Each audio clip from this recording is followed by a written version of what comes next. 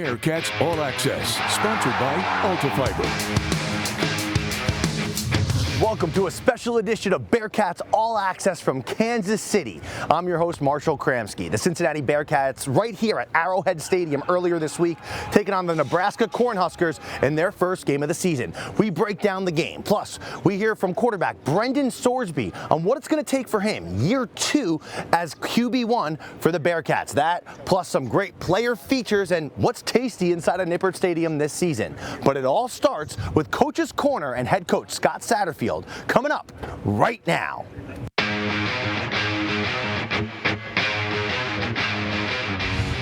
Coach, I know it's only week 1, but that's as tough as you could lose a game down the end. What do you say to the guys in the locker room after that? Well, I told them I was proud of them because they fought their tails off tonight. It's a tough environment out there. It was our home game, but obviously more Nebraska fans, and it affected us offensively. Several false start penalties, and I thought that hurt. The difference in the game, though, was turnovers. We had the 2 turnovers, and they were very costly in this game. I thought defensively we played outstanding football. First half, offensively, we couldn't get anything going. Second half, they played a lot better. But it really came down to the turnover battle, and we lost that. Is there anything you could build off from this game? Oh, absolutely. I mean, in this environment, going toe-to-toe with a team that, people think is a top 25 team, and shoot, I'm proud as I can be with our guys. Obviously, we got to win football games. We know that. I think we got a really good football team. We got something special in that locker room. These guys are hungry. They'll come back to work next week, and we can't wait to get back on the field. Cincinnati Bearcats head coach Scott Satterfield back for year 3 with UC. He sits down with us every week on Bearcats All Access, but this week he had his team ready to go against Nebraska in Kansas City for the Bearcats' first game of the season. Sports anchor Caleb Noe sat down with Satterfield to talk big picture for UC and Coach Satterfield in year 3 at the helm as they try to make their first bowl game under Coach Satterfield. Coach, 2025 season, what excites you the most about this year's edition of the Bearcats? Well, I think there's a lot. I think when you talk about the guys we brought back from the team last year that were outstanding players for us and really good leaders, we're glad to bring those guys back. Dante Corleone, Joe Royer, Brendan Sorsby, Gavin Gerhardt, a lot of these guys that were kind of heart and soul of the team last year.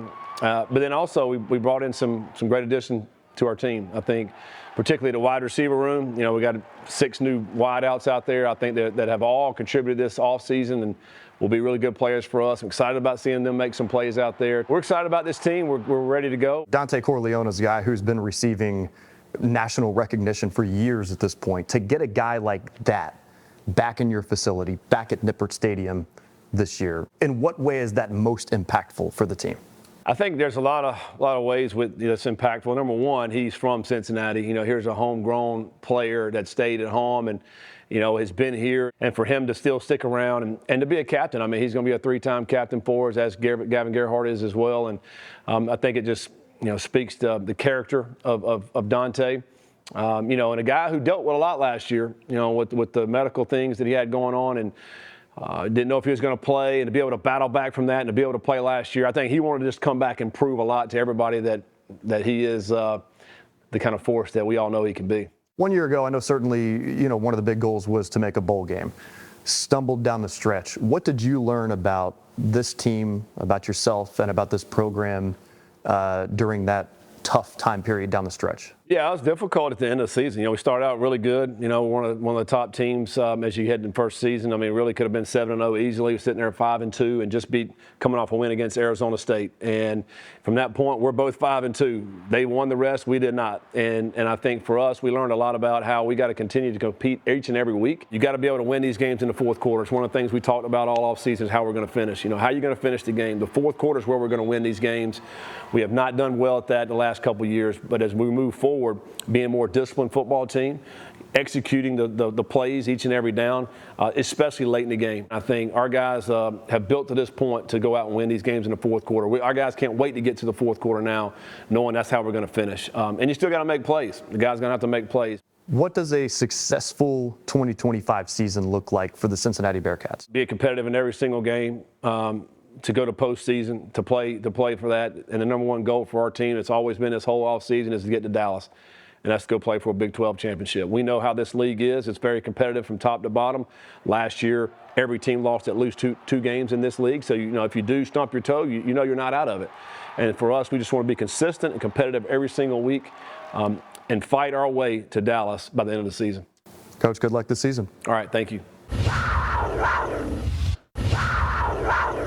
This week's Bearcats All Access, we shine a light on a feature story about Janelle Green, the redshirt freshman volleyball player. Janelle comes from a really athletic family. Her father, Trent Green, you might recognize the name. He was a quarterback in the NFL for 15 seasons, 6 of those right here in Kansas City playing for the Chiefs. Janelle's brothers both played quarterback in college, and we sat down with Janelle to hear more about the influence of her family and another special connection of the Bearcats and Arrowhead Stadium.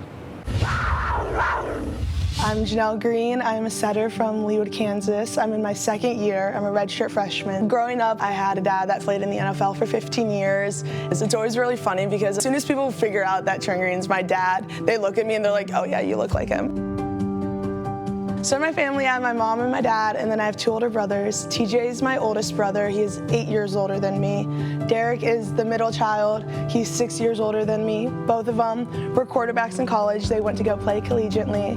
TJ played football at Northwestern. Derek played football at SMU down in Dallas. Derek then took his 5th year at LIU in New York, and from there he went overseas to play professional football in Italy, France, and Sweden. A lot of the cousins on my mom's side all went and played Division I sports. One of my cousins is currently in the NFL, Ben Skoranek. He played at Northwestern with my brother. He played at Notre Dame for a year.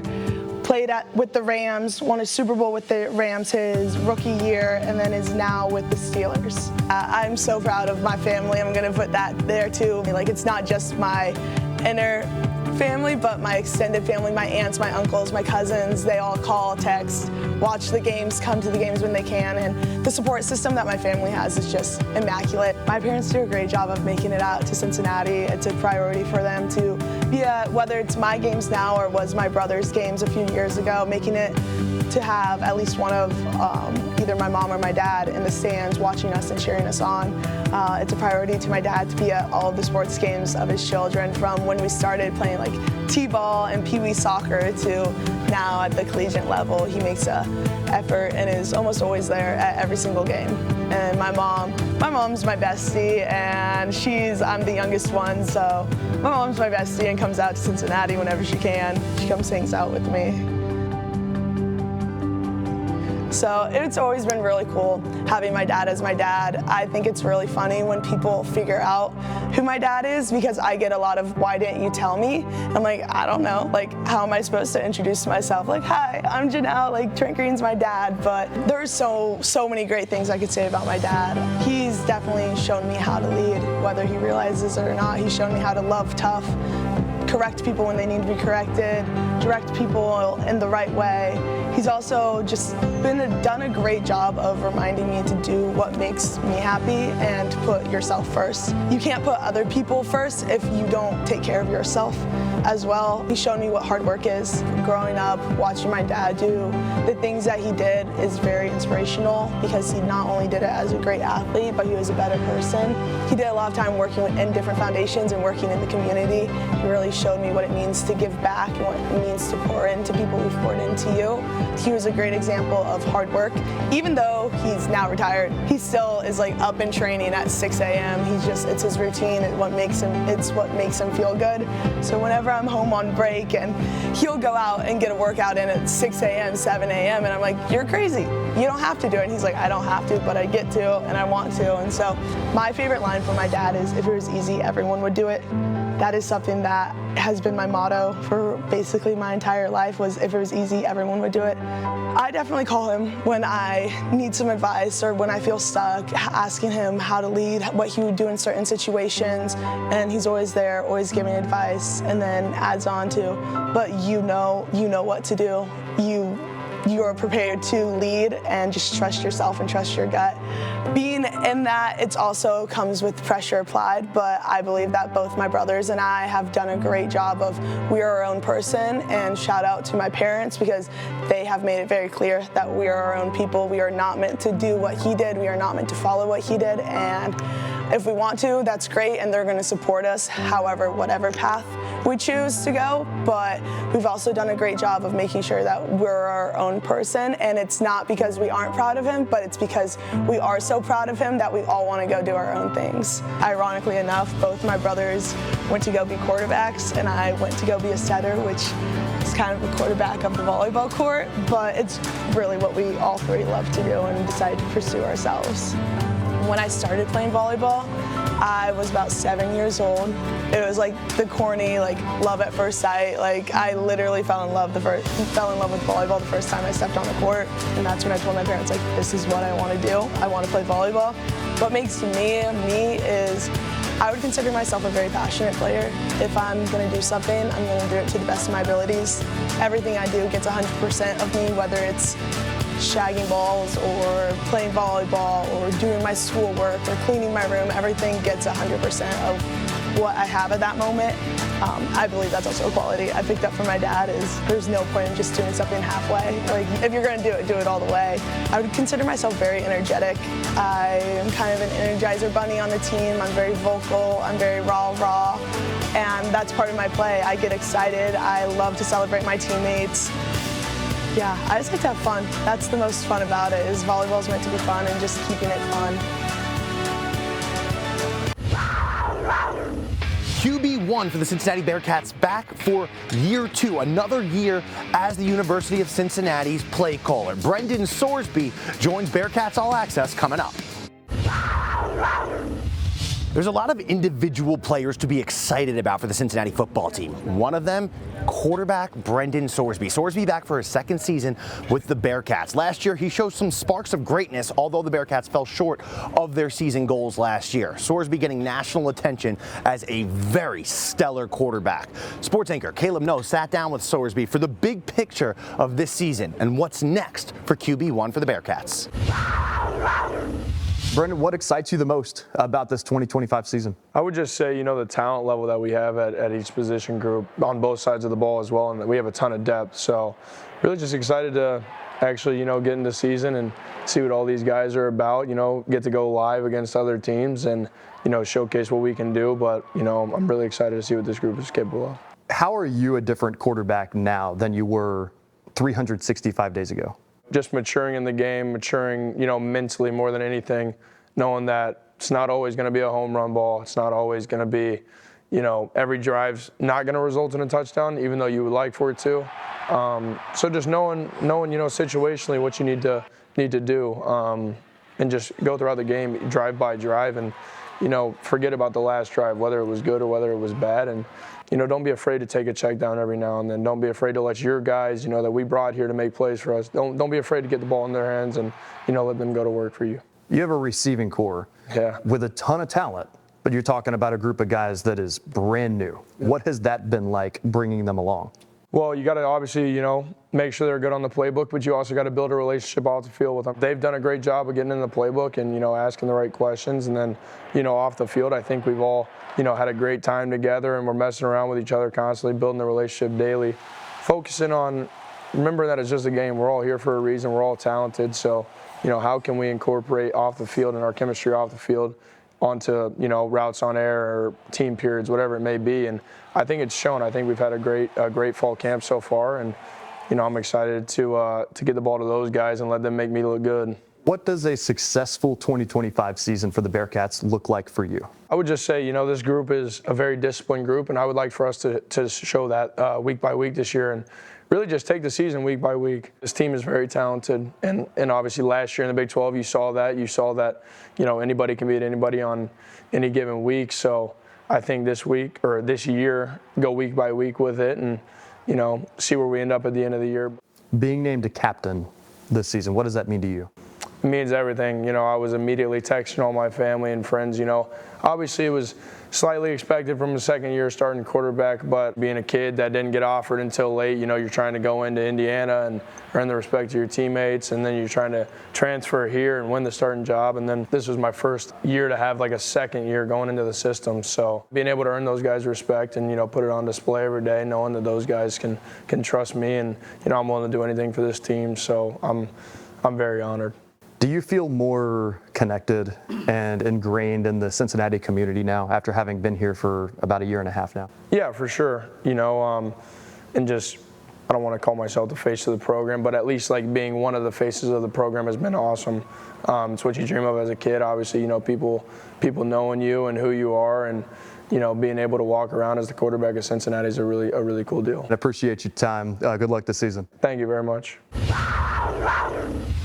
This week on Bearcats All Access, we sit down with Erica Demers, the University of Cincinnati Bearcats women's soccer head coach. Chase Younce talks with Demers about the new additions to the roster, how they're going to fit into the team style of play, and what challenges and opportunities the Bearcats have in this upcoming season. We hear from Coach Demers on this season preview on Bearcats All Access. We're back here with Coach Erica Demers. We're back for another season. What were your thoughts on 2024? Yeah, it went by fast, that's for sure. It always does. But, I think it was another growing year for us being, the second year into the Big 12. And, we talked a lot about just having some sort of progress, and whether that was looking at results or whether that was the growth of our team. But I think for us right now, we know what the Big 12 is about. And now we have to use that experience moving forward into this 2025 season. Were there a couple of moments that stuck out to you from last year? Yeah, I think the resurgence of, Riley. I think she's someone for sure that we got to see in non-conference really light up. And then I think we also saw the impact that she has in our program when she's not playing. We missed her for 4 conference games. I think if we have her in those 4 conference games, I think our ending is a little bit different. She's just such an impactful player, in the final third. So she was a big one. Ellie had heard as well. I think you get a fifth year to a freshman, and the relationship that 2 of them built has been really nice to see and blossom. And then we've got some new additions that we're looking forward to too. We've got 2 twin sisters in Canada coming from us from Canada. One's an attacking player, one's a defensive player, but as athletic as can be. One of the 2 fastest players that I've coached in my time. But I think we're going to have the most depth we've had since I've been at Cincinnati. What does Ellie Flower bring to this team consistently? Yeah, growth mindset, hardworking.